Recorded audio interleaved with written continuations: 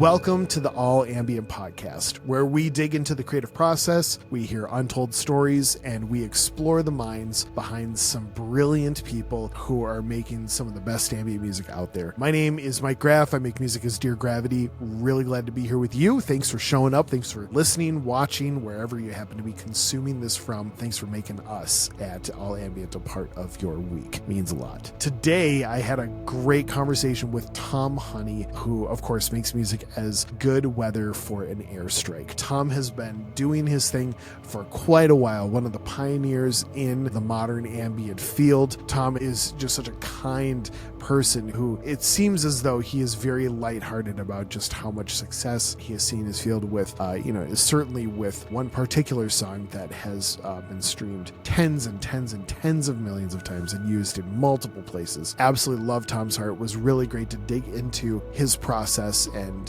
what he is excited about. Let's get right after it. Before we get there, two quick things. Make sure that you join All Ambient on Discord. If you haven't done so yet, the link is in the show notes. We talk about all sorts of things. The community continues to grow. The family, the people who are there continue to engage with each other. There's a lot of cool discussion happening. You can even join the discussion for each podcast episode. If there's particular questions that you have for Tom or that you have in response to what we're talking about today, or if you have any requests or feedback or just who you want to see showing up in a future All Ambient podcast episode, that is a great place to let us know. If you're not on Discord, you can always email us at podcast@all-ambient.com. Please do so. And speaking of all-ambient.com, why don't you come on over there to our website? We got some fun things happening. There's some great new resources that are going to be coming in just the next few weeks and months. You will see some familiar faces. There will be some great new resources. It's going to be awesome. I can't wait. So go say hello over there. But enough of me. Let's dig right into my conversation with Tom Honey.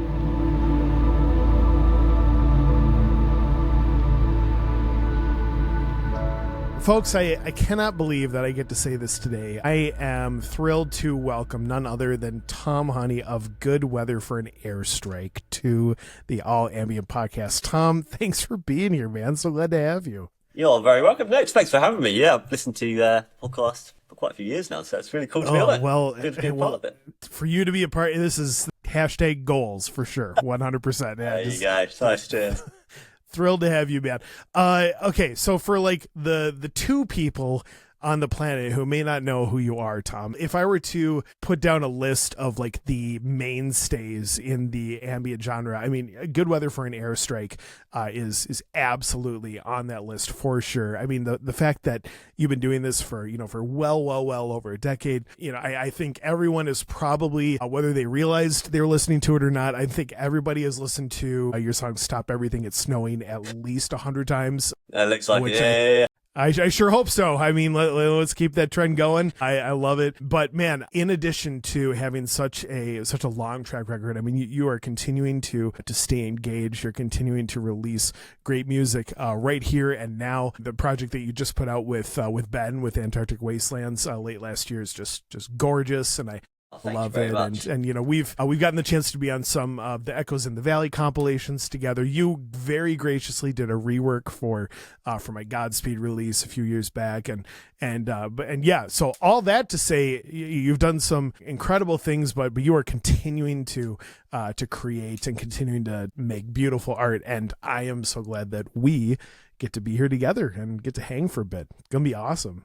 Thanks for, first of all, thanks for reading out the script that I sent you for all of that. But being my hype man there, that was, what an introduction. Thank you very much. No, really great to be involved today. Yeah. Do you know what? That remix, crikey, how long's that? 4 years ago, maybe? It has been a minute. So I think the release of the deluxe version was, it was like mid 2022, but knowing all of our schedules, my guess is that you probably turned it in before the new year. So yeah, it's probably been 3.5 4 years, I would assume. Yeah. Yeah, so I don't know how you find it with the remixes. I'm always really apprehensive as I press send, like, oh, I hope I've not ruined somebody's song as soon as you press send. Like, Isn't that the beauty of it though? Where it's kind of a roll of the dice. Like you never. And that is, I honestly, I think that's probably just a sign of somebody who like cares about their art. Somebody who's like I love this, but I mean, let's see what you think. I know, as opposed to like, whatever, okay, off, fine. Call it in. That'll do. Press go. We'll send it off. But yeah, no, I've always find them a challenge, but in the best possible way, I think. Man, well, and you do a great, and that I think that was the one that wound up being like the very, very, very last track on the release in the best way. Like both you and I come from the era where maybe like the whole, like the physical album or the physical CD or whatever was heralded to a little bit of a different degree, and I always thought that besides the statement of like the very first song on the release, I mean the very last song is all like there's like what does that send off feel like? What does that finale feel like? And to have you tie the whole thing together was just perfect. It was perfect. Okay. Yeah, do you know what I do find? I'm a stickler for the last track. I feel like you need to leave a lasting impression. Like my favourite albums, quite often, like the last song's my favourite song of it for the most part. So you trusted me with it, so sorry about that. You're too humble. It was great, man. Well, Tom, I would love to hear a little bit more of the origin story, if you will, and certainly of Good Weather for an Airstrike, but maybe even going further back than that, when just along your journey growing up, like when did music kind of poke itself into your life and became the sort of thing where you began realizing like, wow, I think I'm going to put effort into this for a significant portion of my life. This is pretty interesting. Tell me the story, man. It's always, I mean, growing up, there was always loads of music going on in my house, but like quite a eclectic blend generally. So my mum's super into like Motown and all this kind of stuff. Yeah, that's amazing. We had loads of Motown. My dad's more into like, the classic rock, like The Who and Rolling Stones and all this kind of stuff. Yeah. So I've always had things going on around that. But, I think my first... So if we're going first proper band that I started really liking, and I'm not ashamed to say it, a bit of POD. Do you remember POD? Yeah, baby. There you go. Get a bit of POD. I think it was about 14. No reason to be ashamed, man. Oh, POD, a great band. So I started, I think, much like many people around that kind of era, it was all new metal, and there's almost like a gateway into other styles and things. Absolutely, yeah. Yeah, I can't remember. I mean, I must have. It's probably quite obvious that I'm a big Sigur Rós nerd. It'd be hard not to be. They're that good, right? But yeah. I don't know if you found, because I hadn't really listened to a lot in the way of post rock or ambient music at all, and then I remember just hearing. I can't remember what track it was off the top of my head now, but it was just like nothing I'd ever heard before, and it was just like what am I even listening to, and it's just like, but I just knew straight away, I was like, I need to look into this band. And see, as soon as you get into post rock ambient stuff, the world is your oyster, isn't it? So it just kind of went from there, really. Yeah, so that's great. But it wasn't until I was about 17 when basically I stole my brother's bass without him knowing. There you go. Just tried to play along to whatever had 4 chords. Well, let's just try and buy the cheapest DAW, go in and just see what we can make from it, really. Sure, what did you settle in? I had Magix, Magix. That's the one, baby. I don't know if I've ever. I'm aware of it, like in the zeitgeist. I don't think I've ever touched it. But yeah, tell me more. It's for an absolute. Or maybe there's not more to tell. I don't know. Well, yeah. Well, for an absolute simpleton like me, it was so easy. Awesome. That's great. And it was a case of not actually owning a MIDI board or anything. It was just drawing the lines, Awesome. Yep. So it was a case of that, and then just messing around for just playing with reverbs and delays and overdrives, and just thinking, actually, this is quite good fun. And then buying a MIDI board again. Oh, it actually sounds better doing it this way, obviously. Yeah. So then I went on to Reaper for a while. Reaper was great as well. Yep. And what am I? 5-6 years ago. Finally switched to Logic, and I can't see myself changing Logic. I just Yeah, there you go. yeah. How about you? What are you using at the moment? Like, I'm an what-wise? Ableton guy. I Yeah, made that Ableton, transition 10, 15 years ago, just played in Pro Tools and Logic. And like I can still, like, it's kind of like driving a car that's a little foreign to you, or like you can still do it. It's not like you're unable to get from A to B, but then there's like your car and the one that you know. It might be a little bit clunky when you get going, but yeah. Oh, but I mean, it's how you arrive at. It's like you say, once you kind of get in the swing of things, it makes life a bit easier. You know roughly where things are, and you've only really touched 2% of what Logic can do or Ableton can do. Totally. Oh man. Okay, so timeline wise, when you're 18 and you're working in Magics and you're just kind of getting things going, how many more stops are there along the way as we're venturing closer towards Good Weather for an Airstrike kind of territory? So I mean, there's a few things, bits and bobs that I kind of dabbled with, like my brother and things. My brother's a ridiculously talented musician, which is very annoying because put him any instrument in front of him and off he goes. I know, one of those. Yeah, so we did a few bits and bobs with my brother, which was great fun. Really enjoyed it. Yeah. Then I just settled on and just started, right, let's just try and make some sleepy music. Yeah. And just kind of, I think I shoved it up on MySpace way back. This is how old I am. MySpace. A bit of MySpace. And just kind of a couple of people, I didn't particularly push it or anything, but a couple of people listened and said it was cool, which is great. Like, bizarre. But yeah, so label contacted me, this is quite early days actually, asking if I'd put a little EP out. So I think it's all just kind of been from there, and as things are going, obviously kind of learn new ways to do it, and even now you listen back to your first songs and you cringe with everything, production levels and all sorts of stuff. Yep. Yeah, there's a couple of albums which I would happily delete from the history of the world, I hear, but then again, like, then there wouldn't be, and correct me if I'm wrong, but like, when you look at a song like Stop Everywhere It's Snowy, which has essentially entered the ambient zeitgeist, if you will. Like, it just kind of feels like it has joined the canon of when one reads back the story of ambient music sort of making its way into the world. I mean, like, it's like genuinely, and I from the very first, I mean, I don't know if I listened to it like right when it came out, but it probably wasn't more than a year or two after, and it was like, for sure. And not to mention, it's like the coolest moniker name that has ever existed ever, and I'm sure that there's a story to how that came across, and we'll get there. But but isn't it funny how, like, for you to look back, is that, I mean, that song's about 12 years old now, right? Something like that, 10, 12 years old. About that, yeah. I mean, it's going back a few, yeah.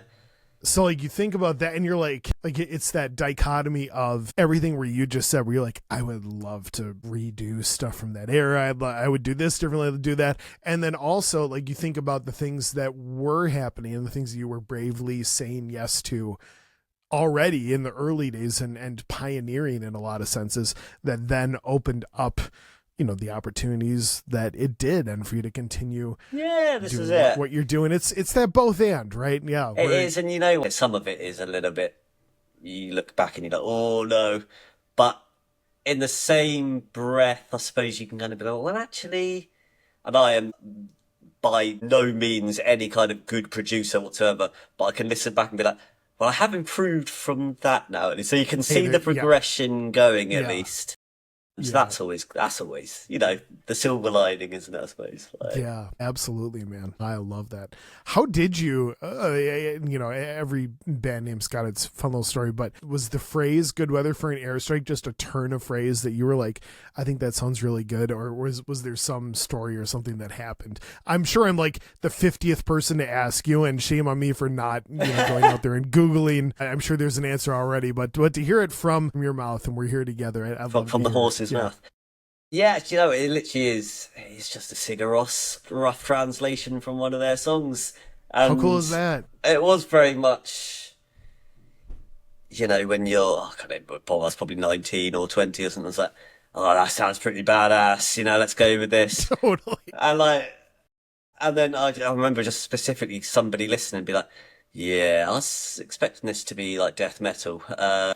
Yeah, fair enough. I'm always genuinely a little bit like, if you're ever in like airport security, like, please don't Google my name here.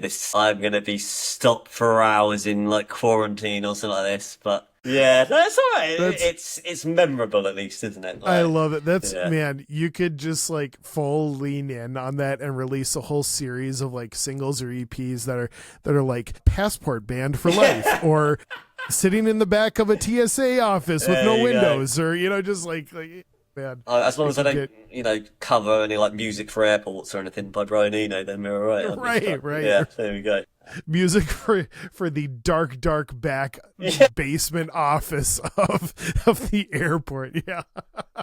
That's Oh, that's so gonna be B-side. Don't worry, we'll be all right. There you go. Yeah. That's awesome. Oh man. So and then cut to here we are in 2025. It's usually something that I kind of arrive at a little bit later in the conversation, but let's just go there. Like you as a creator, and whether that is continuing on with the moniker that you've certainly had some great success with, or just as a continued creative, what does the next year or 5 years, and as far as we are able to plan, of course, what does the future for your journey kind of look like as far as what you want to put into it and what you want to get out of it? Oh, that's a question. I mean, To short whatever term- degree that we can make those decisions. That's it. There you go. Yeah. Answer done. Do you know what I think? More so in the last 4 albums, 3-4 albums, I've only kind of done it when there's something that's quite big's happened in my life. Especially for albums. I prefer doing an album than EPs for the most part. Yep. Understood. But, just generally speaking, it tends to be quite big events. Some sad, some quite joyous. Yeah. I think I'll always make music under Good with Orchestra. I don't think I'll ever put a pin on it. Whether sometimes there might be a 2-year gap between release, or there might be a 6-month one, we don't really know, or 5 years or anything. It's tricky to kind of say, really, in that respect. I've been lucky enough to play quite a few gigs recently, which is great. Something that early days, never really thought about doing. Oh, for sure. And that's a whole, keep going. I don't want to interrupt you, but put a pin in that because I want to come right back around to that. Yeah. Yeah, so that's another thing that's kind of happened in the last, again, probably 3 albums, is I've tried to be a bit more conscious about making music that you can translate to live. Yeah. So it's not just 50,000 pads jumping off each other. So I'll always try and have try and keep the general kind of vibe, ambient, maybe a little dabble of post-rock or electronic or stuff. Yeah. But that's something that I've always kind of like, well, how could I make sure that we could make it live? Which is actually the last gig we played a couple of weeks ago now. I'm incredibly lucky. Like I say, my brother's plays as part of the band. Yeah. It's a friend of mine, Ben Hill. He's just the absolute. He's a saxophonist. Plays the saxophone. saxophonist. Let's go with that. If that's not right, I don't care. We're just going with that. If we say it confidently enough, yes, then it sounds good. Yes. Yeah, absolutely. Yeah, but piano, flute, all sorts. So I'm incredibly lucky to have him. And recently, a friend of mine, Nina, has joined violins and vocals, which is just great. Yeah. And actually, so a couple of weeks ago is the first time we've actually kind of got Stop Everything It's Snowing live, because we've never really had the elements to do it. We've tried some kind of like bizarre electronica thing, which sounded to my ears okay, but it was just like, it's not really the vibe of the song. So that was great. So that's one thing. But I mean, I think that's it. I think we'll just continue playing live when it suits, and I think when the time is right, albums will be dropped, and when EPs will be dropped. Yeah, I really am enjoying collaborations recently as well. Actually, Ben, Antarctic Wastelands, we had that EP. I think you must have worked with Ben a few times. He's just He's the best. So easy to work with. It was just Yeah. to the point where I was just sending 30-second guitar swells. And Next he day, it's turns like, it into a right, whole thing. Yep. right, and it Yep. was just, and it was Yep. almost like we were trying to bounce things Yep. across. But there were a couple of songs I was like, you know what, I don't think this needs anymore. You've Yeah. done the job here, Ben. So Right. yeah, I like doing collaborations as well. I'm not the biggest fan of doing remixes. Similarly, like I was saying before, because I'm always Thanks a bit for breaking like, that rule for me, man. I appreciate oh it. no, not at all. If I don't hear it immediately in my head what I'd like to do with Sure. it, I struggle a lot more, I think. Yep. I don't know, how do you find remixes? Are you That's a You really good comfortable doing question. it? I think, I mean, probably similar to how you even just described it right there, where it's like as you listen through, I will either hear at least kind of the genesis of what I would want to do to it, or it just not. I shouldn't say it's uninspiring. Like there's so many great people, Yeah, in our absolutely. field and all that, and everyone's so unique and talented in their own specific way. If there's not anything that's like really jumping out at me, which is very rarely the case, then you get to have the very real conversation of just like, hey, like again, I'm thanks for asking me. I feel like maybe that would be a great rework for somebody else to do, but that's the conversation happens so infrequently because again, like just the massive talent of folks. Yeah, so I think the way that I approach it is just that there's not really a question to me as to if I'm inspired by it and if there's something that I could bring to it, and then it just becomes kind of a natural extension of you, right? As But opposed you know to like, what? yeah.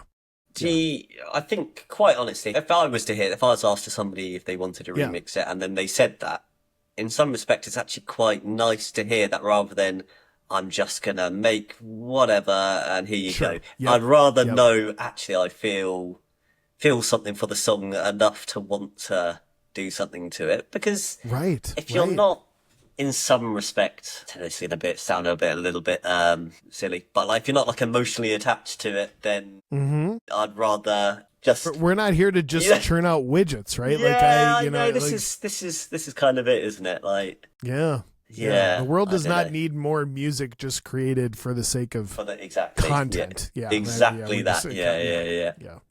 Yep. Yeah, I mean, there you go. I think the same. Yeah, that's a good. Well, then how fun is? I mean, you're mentioning just like your love for collabs and stuff. Like collabs. It's kind of that fun dance. Like you're sort of a band in a sense, or at least like you join together for a little bit. And you get to have some of those like being inspired by each other and getting to kind of bat it back and forth over the net a little bit. I find that some of my best moments for the work that I do solo usually kind of springboards from getting inspired in different ways by working in collabs in a lot of senses. Like you start thinking about things a little bit wider. You start thinking about things with less of a like horse blinders, or like that you've got this tunnel vision going. Not that having a vision period is a bad thing, but being able to just being able to widen what that palette that you're drawing from looks like, I think can be a really healthy thing, or at least for the sake of longevity and for the sake of continuing to have something fresh to say, that can be a really cool thing. So absolutely. I think it's also quite often, especially if you've got a song where you like sounding all right, I don't really know where to go with it. Yeah. And having that option that you'll send something, go, I would never have gone there, and I am all about this. It's just suddenly like, wow, how have you kind of? This is I mean, I don't know if you've worked much in the way of having anything like vocals with any songs, but I do like adding 2 or 3, well, maybe 1 or 2 songs that have vocals in some, even if it's really breathy spell, just adding layers to it sometimes. Because there's not too much in the way of ambient music with vocals. I mean, there's obviously you're right, your grouper and all this kind of stuff. It just adds a nice little element to it. And I think, especially with ambient music, sometimes it feels quite powerful having vocals in there, because you're almost not expecting it to be there. I don't know, maybe I'm talking nonsense, but that's just kind of how I feel it a little bit, yeah. How cool. I mean, for you, and at the very least, and I don't think it's at the very least, but at the very least, for you to identify a piece in your creative puzzle that you're like, this is, I want to flex this. Like this, I love how this feels, and I think this needs to be a part of what I am saying to the world. I think that's spot on. And again, like I think it is bigger than that. I think that that's something that you look at Ben and his lovely wife Anita, and all the work that she's done. Certainly Right. in with Salt of the Sun, but then just across all the other projects that she's been involved in, and just there's some really cool vocal things happening there. Yeah. She's got a beautiful voice. I met up with them just before Christmas, and they are as lovely in person as they are through. They're just the nicest people in the world. It was so lovely to finally meet up with them. Were they in town? I'm trying to remember correctly. Were you doing a show right then? Were they able to catch a show of yours, or did that not time? So that was last year. Yep. Can't even remember when it was now, but we were playing a show in London. Sure. Ben happened to be in London too, so that was like, There hey, we go. brilliant. Anita was at home with the kids. But yeah, they both came over in December. I think they generally did a few European stops and everything. So yeah, it was great. Stayed in there. We went to just a random little pub in, I can't remember, Oxford maybe. I can't remember where it was, but it was just beautiful. There you go. Yeah. I love that. That's so great. Oh man. Okay. So before we get too far away from the live performance thing though, Tom, I would love to hear more about kind of your vision for that, because if we were to look at like a Venn diagram, like the overlapping circles, I would venture to say that of the ambient artists that exist and of those who perform music live, the overlap of those two is a very, very thin slice down the middle, one that you certainly occupy, but I don't know how many others occupy that space with you. The number is small, I know that much, but you're not only in that, you don't not only occupy that space. I think you're doing, just from the bits and pieces that I've heard and that I've seen through socials and stuff, like you're doing some really cool stuff. I would just love to hear more about how that came about. Was it just scratching an itch, or was it like, wow, I really want to do this and we need to triple down? And now to even hear that you're adding in kind of these more and more layers where it's becoming an even more full version of the thing that you had initially set out to do. Tell me more about the Good Weather for an Airstrike live experience. And what an experience it is. In one of my local record stores, 2017 maybe or something. Yeah. It's Elephant Records. Just went in there. The chap who runs it was like, "Oh, do you ever play live?" And I was kind of like, no. It was almost kind of like, it hadn't really crossed my mind to do it, Yeah. And I think maybe the weekend afterwards, I was with my brother, kind of like jokingly said, shouldn't we play live? That would be, and he was kind of like, no, I think we probably could, Yeah. And it was kind of like, challenge accepted. There we could. But I kind of, having been, like you say, there's not many ambient gigs going. Mm-hmm. So I Which sort of means you get to make up whatever you want to do with it. Well, right? this is kind of it. But what I've always felt is I want it to be entertaining enough for the people who are being dragged along to an ambient show. Sure, it's just like understood. genuine. It's kind of, you'll have, it's such a niche genre as it is. Yep. So if one guy comes along, goes like, I need somebody to go with, and it's just like, the one guy who owes him a favour or something. I want to keep both parties relatively like coming up with that and going, there you go. That wasn't awful. That sounded almost passable. Yeah. So that's always been our kind of goal. I do like making sure there's kind of like a bit of a beats section as well. Yeah. I just think it's important. I think it's always clearly ambient, and this is absolutely, but by no means a hit on anybody whatsoever who does play live. Yeah. But if it's a 45-minute drone set, it can be a bit overpowered. Like, it can be absolutely magical, incredible, but you need to sometimes feel like you need to break up the sound, So we've always kind of made sure we're actually playing quote unquote songs, and it is, Yeah. here's the first song, here's the next song.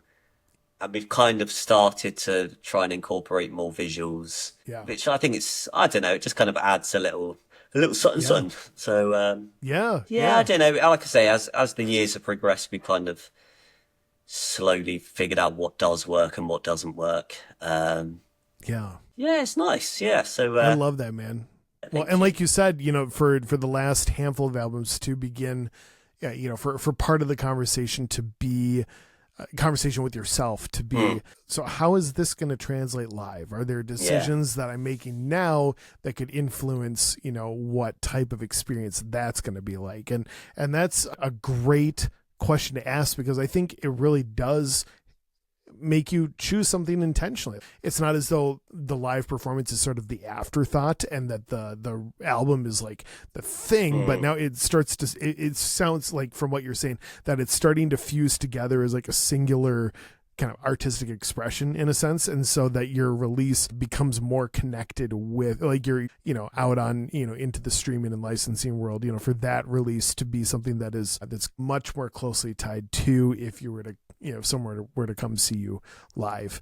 And that's a really cool conversation to have with yourself, I think. Yeah. it is. And I think you can probably tell from the last couple of albums, it's a lot more, I don't know what the right expression is, organic, I suppose, in making sure, because I've never been so much for somebody who's kind of gone, I don't particularly like perfection in music. Let's keep that organic. Yeah. Yeah, and I like that kind of natural feel to it. So, and again, that kind of translates live, that it doesn't need to be spot on the mark kind of thing. I don't know. That's another thing, but there we go. Yeah. No, I love it. I mean, if one were looking to do it to perfection, you probably would just not choose to do it live at all, or to, have like a whole ton of backing tracks and to have the majority of it be essentially unperformed live in a sense, which I get the idea of presenting it with, with less, quote, like you said, like human elements or flaws. Yeah. But yeah, I mean, sometimes the flaw is like the thing that gives it all the personality. I was just talking with Kirk, We Dream of Eden. I think it was a recent roundtable discussion we were having, but he was just saying, sometimes when I go back over and I polish the song and I polish the things that, like here comes this rough edge, or here comes this thing, like you go through and you polish all those individual things, and then you listen through again and you're like, well, yeah, I cleaned it all up, but I also took all the excitement out of the thing. Like it feels very different now. And yeah, that cannot always be a good thing. Yeah. I think a lot of stuff, especially with, not particularly not ambient music, but any kind of music really, whether it be metal or indie or whatever. I'm not a big fan of hearing pitch perfect vocals. I like hearing, I love a voice cracking and you feel the emotion to it. I'd rather hear somebody who can't sing for toffee, but you can feel the emotion, like the power behind it, rather than somebody who's on the money just because they've spent £1 million in the studio. I don't know. Right. But, exactly. Yeah. But, oh man, that's really cool, man. Well, thanks for blazing that trail. It's gonna be fun to continue to pay attention to that space and for you to keep on doing the thing. And man, if I'm able to skip over the pond and come grab a one in person to attend in person, that'd be just wonderful. Absolutely, that'd be amazing. Yeah, great. Love that, man. I would love to hear a little bit more about what your kind of creative process and your work-life balance looks like. Because correct me if I'm wrong, I believe as far as music being like a portion of life or all of life, there's a day job that takes a little bit of your time as well? Yes, I also work there's a couple of day jobs actually. So one of them is so I work at a preschool. Amazing. Which I have done for many, many, many, many years now. I've worked in education just a few, so I've jumped around for a few different jobs. It's great. Did a few years working in like special needs school and things like that, which was incredible. Yep. Quite inspiring to me, just from seeing what some people can go through and it just not affecting them is unreal. Yeah, I do like a little a music club with various people with maybe mental health issues Yeah. as well, which is great. Mm. And then I've got 2 daughters and everything, Yes, and a indeed. family, a lovely wife, and all this kind of thing. So it's kind of dealing with all the madness that kind of Yes. goes through. So yeah, it's busy. It is beautiful and it is madness. Yes. Yes, I know yes. you yourself have to have the perils and the joy of parenting alongside everything. Absolutely, man. I love that. Yes, and they're all great things. It is crazy, but it is great. Yes. Yeah. So what does that kind of the balance of trying to do all the things to spin all the plates, if you will, without having one of them fall off of its little pedestal that it's spinning on? Is it something that you are very regimented in as far as what you're putting time into, or is it a lot more just kind of natural and organic? I know you did already say some of your releases have kind of stemmed around like life events and that sort of thing. So yeah, what does that balance, what does that process kind of look like for you? Yeah, I mean, quite often I feel music is very much my happy place. So if I'm ever feeling stressed, or maybe I've had a long week or a long day, I know that I can just hide away and just make music just to kind of zone me out. I'll kind of also know when I'm making stuff which is just sounding the same, say like constantly. So I'll know, like, do you know what? I'm gonna have 3-4 weeks off this, not open Logic. I'm just gonna enjoy music. I'm just gonna enjoy anything that may inspire me elsewhere. Quite frankly, it can come from the most random things, inspiration. Like it's I do think one of my biggest inspirations is just having friends that have been through various struggles, or maybe the opposite, or maybe they're going through an amazing time. I like feeling the inspiration for that. And I do love hearing how passionate people are about something I have absolutely no interest in, but I can feel that. But you know what? When you can feel their passion, I hear what it's you're like, saying. oh, and like I love the energy, and maybe that will make me go, oh, right, now today's the day I need to get in the studio. I need to buzz off their passion. Yeah. So it's those kinds of things. I think I'm quite lucky in the respect of being able to just jump in the studio as and when, really. I've not really ever been hugely restricted in that respect.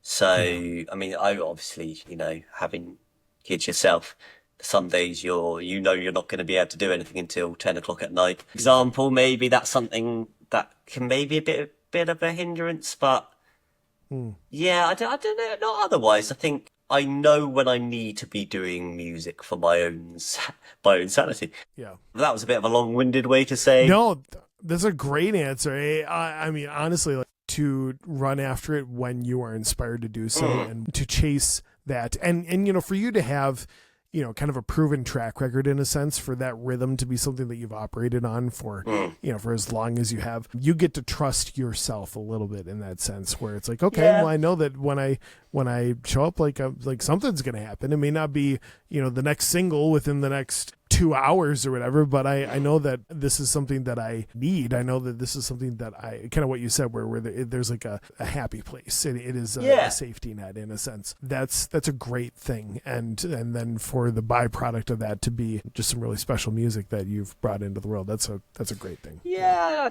I mean, I think I kind of half said it earlier on. I think for me, music needs to have some kind of an emotional impact on you to really resonate. There's an awful lot of music out there that perhaps doesn't mean a lot to me because it's about clubbing and partying with with the Cristal, which I'm sure that inspires some people, and it's but for me, a nice cup of hot chocolate in the evening, and there you go. Yes, sir. That's it. Yes, sir. That's it. How about you? Do you find there's a way that you've kind of, if you've ever maybe had writer's block or anything, that's you know, kind of I try to the way that I have sort of found is that and I've probably said this before on the podcast, but I try to block out at least my mornings for the studio. So I'm kind of like a 3 to 4 hour block in the mornings is just when I will for sure be in here, and then it's kind of a revolving door on what release or what, like just if it's a like a collab sort of thing or like the majority of it being Dear Gravity stuff, but then even some of the side projects that come along with that. I'm trying to be more organic with that instead of like regimentingly scheduling 3 weeks from tomorrow I'm going to be working on this. Like I don't know. I'm trying to give myself a little bit more grace in that, but I have found that by having it on my calendar to just show up, like the art, the Creative Act? I think it might be that book or The Artist's Way, one of the two. But the idea of just like making the habit out of showing up, and then at that point, kind of what you were saying, like when music is a safe place and when it's something that fills you up, the goal of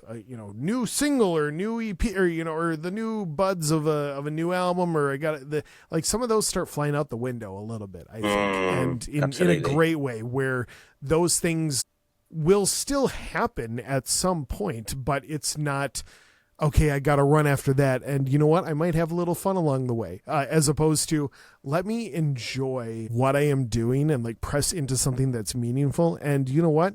At some point, there's going to be an album that comes from it. I've tried to really reframe, and I know it sounds maybe a little selfish in a sense, but at the same time, like that's when the genuine art comes out of it, right? Like where it's not kind of what we were saying before, where you're not just making widgets. You're not just okay, and there's some more music for the sake of more music, but like what is grabbing my heart right now? And so that's kind of my absolutely.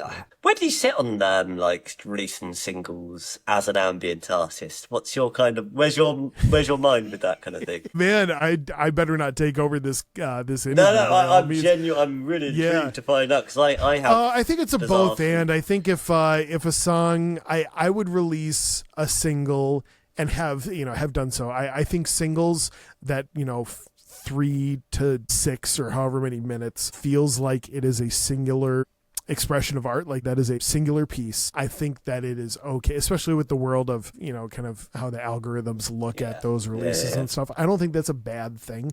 I just think that if that is the goal, instead of those serving kind of the bigger catalog conversation, and it's the tent poles, really what you were talking about before, like the tent poles being those albums, right? Like the things that really let you move the creative conversation forward.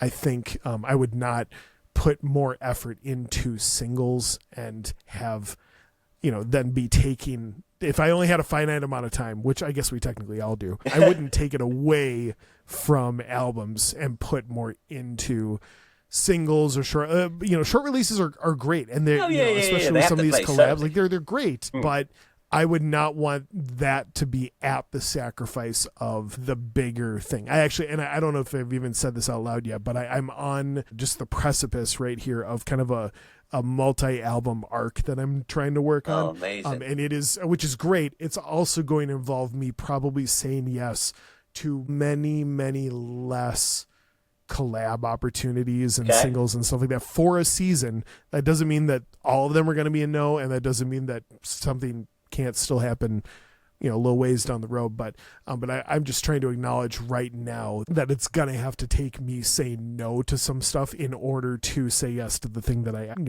just genuinely feel is going to be the next step. So not next step like momentum, just next step like the art that I think come out. The fact that you're sitting there going, right, this is going to be my full focus, shows how important this is to you. Sure. Than anything, rather than going, I'm going to be distracted for 2 weeks while I do this. The fact that you're like, here's my vision. This is what I'm going to go for. Is a really good way to do it.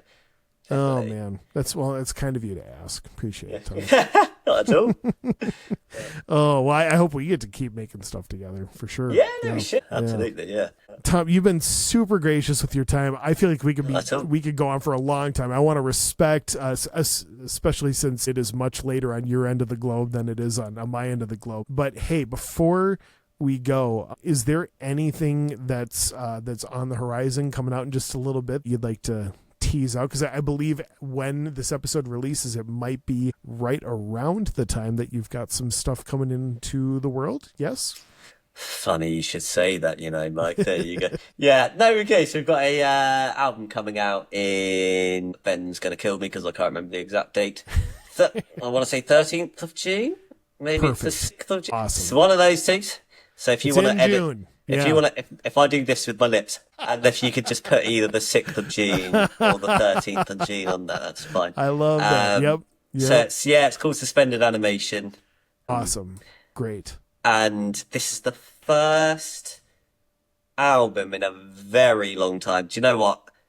From what I've been saying earlier on, this is the absolute polar opposite of what I've been saying. So this album is entirely drone soundscapes. Yes. So awesome. none of this is going to be live.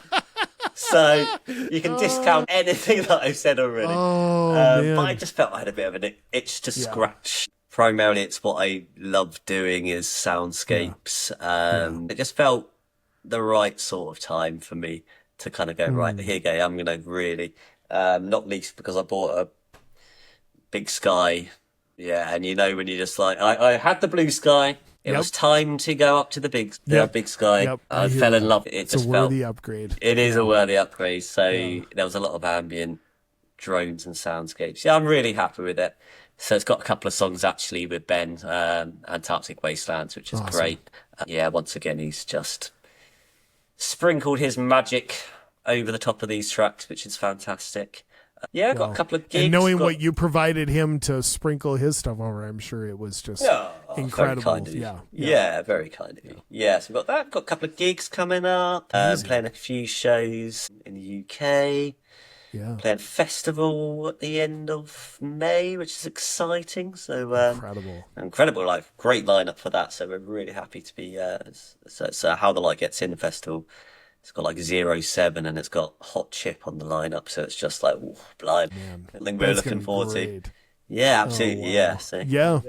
Every bit, man. Well, and to both Suspended Animation, which I can't wait to listen to, but then also everything that you've been talking about and how you're continuing to plot out the course of the moniker that you have served really well for many, many years, but also has just shows no signs, like you said, of slowing down. I mean, for you to continue to refine and continue to create, for you to continue to offer something into the space that truly you've proven time and time again that people just genuinely resonate with the thing that you're doing, man. So thank you for saying yes to that, for creating in a space that the people adore, and thank you for just pressing into that time and time again. Absolutely. I need to hire you as my hype man. This is the one.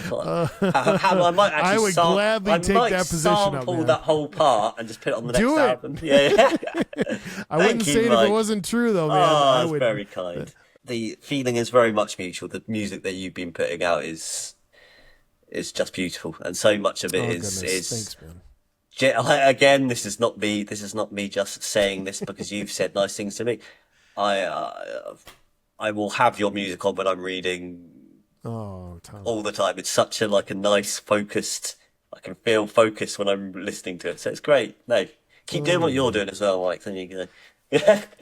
Thanks, dude. Well, hey, when I start dabbling in this live thing, in a sense, maybe someday you would be able to grant me the grace of doing a little opening set for you or something like that. Absolutely, yeah, definitely. Let's do it. Any reason to come over and hang out and enjoy some time together would be time well spent, I'm sure. Well, next time that we're near Coachella, we'll just put on a little show. Oh, man. Oh, that's so funny. I don't know if my allergies will be able to handle the amount of desert dust that are just flying everywhere. Kidding. It can be part of your performance. You actually put a mask on. Oh, there you go. Oh, man. Yes. Like a Daft Punk mask. Oh, yeah. I was thinking more like a Slipknot effect, but we can even better. You know what? Yep. Just a completely unbreathable vinyl. Just, yep. It sounds perfect. Just put a bit of reverb on it. You'll be fine. It'll be great. Yeah. Oh, that's going to be the name. Put a little reverb on it. Just yeah. Makes everything better, doesn't it? There you go. That's so fun. Oh, Tom, you are simply the best, man. Thank you for your time. Thank you for just your heart, and thanks for joining the All Ambient podcast. It means a lot, man. Oh, no worries. Thanks for having me, mate. That's very kind. Thanks again for joining us on the All Ambient podcast. This is about as shameless of a plug as it gets, but it really does help for those of you who are watching to give us a rating if you're on any podcast platform like Apple or Spotify or anything like that. On YouTube, we would love a follow, a subscribe, a like, all that fun stuff. And please leave a comment, a review, whatever is applicable to the right place that you're finding this. It really does go a long way. You don't have to make anything up by any means, but if there's some value in this podcast for you, we'd love to hear about it. We, as the All Ambient family, would love to meet you. I know it does my heart good, as well as everybody else who's involved at All Ambient. So please do so. Come back and join us next week. We got another great episode coming your way. And until then, here's hoping that this music and the hearts behind it make your day and your life that much better. Thanks.